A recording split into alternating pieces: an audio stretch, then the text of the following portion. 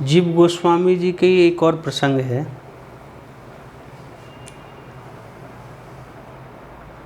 जीव गोस्वामी के दो शिष्य दक्षिण यात्रा को गए। दक्षिण देश में भ्रमण करते हुए तेलंगाना में, अभी जो तेलंगाना प्रदेश है वहाँ पर गए। भ्रमण कर रहे थे, तीर्थ दर्शन कर रहे थे।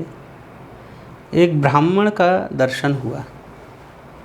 एक पंडित जी ब्राह्मण कुआं के पास अपने बैठे थे और दातुन कर रहे थे। और दातुन करते हुए गा रहे थे, सखी हों श्याम रंग रंगी, देखी बिकाई वह मूरत सूरत, मूरत माहि पगी। सखी हों श्याम रंग रंगी। अब जीव गोस्वामी के जो दो शिष्य थे वो आश्चर्यचकित हो गए।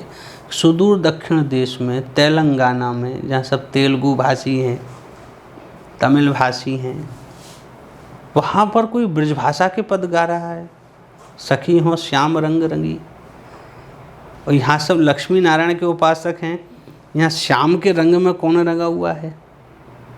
खैर, दर्शन करते हुए वापस वृंदावन पहुँचे। जीव गोस्वामी ने सब वृत्तांत पूछा। तो उनका, महाराज एक बड़ी विशेष घटना हुई, हम वहाँ जा रहे थे तेलंगाना में, तो एक पंडित जी मिले, ब्राह्मण मिले, वो इस प्रकार पद गा रहे थे। तो अच्छा एक काम करो, एक पत्र पे एक श्लोक लिखा। श्लोक क्या था? एक संदेश था। अनाराध्य राधा पदाम्भोज युग्मम मदाश्रित्य वृंदा टवी तत्पदांकः असंभाष्य तद्भाव गंभीर चित्तान कुतः श्याम सिंधो रसस्यावगाह। बोले ये श्लोक जो है वो पंडित जी तक पहुंचा के आओ, जाओ। वो वापस वृंदावन से वो गए। देखा पंडित जी फिर से कुआं पे दातुन कर रहे हैं और पद गा रहे हैं, सखियों श्याम रंग रंगी। तो वो पत्र जीव गोस्वामी का दिया। पंडित जी ने वह पत्र पढ़ा। बस पढ़ा और पढ़ते से ही दातुन करते करते आप वृंदावन आ गए। वह थे श्री गदाधर भट्ट जी। उड़िया परंपरा में ही एक आचार्य हुए श्री गदाधर भट्ट। उस श्लोक का अर्थ है कि जिस जीव ने अनाराध्य राधा पदाम्भोज युग्मम, जिसने कभी श्री राधा रानी के, श्री युगल सरकार के युगल चरणार बिंदों का कभी आराधना नहीं की हो, और तदाश्रित्य वृंदा टवी, और उनके आश्रयभूत वृंदावन में तत्पदांक, वह अपने चरणों से कभी विचरण जिसने नहीं किया हो, जो कभी वृंदावन में घूमा नहीं हो, जिसने कभी युगल सरकार के चरणारविंद की सेवा नहीं की हो, भजन नहीं किया हो, कभी ब्रजवासियों के चरणों में बैठ करके, आचार्यों के चरणों में बैठ के असंभाष्य तद्भाव गंभीर चित्तान, गंभीर चित्त हो करके ये ब्रजरस तत्व की कभी आलोचना नहीं की हो, कभी चर्चा नहीं की हो, वह व्यक्ति, वह जीव कुतः श्याम सिंधु रसस्यावगाह, वह श्याम नाम रूपी सिंधु में कैसे अवगाहन कर सकता है, वह श्याम नाम के रस समुद्र में कैसे डूब सकता है, जो कभी वृंदावन नहीं आया हो, जिसने कभी युगल सरकार के चरणारविंद की सेवा नहीं की हो, जिसने कभी ब्रजवासी आचार्य गणों के चरणों में बैठ के कभी गंभीर चित्तों के चर्चा को श्रवण नहीं किया हो, वह कैसे डूब सकता है, वह श्याम रंग में कैसे रंग सकता है।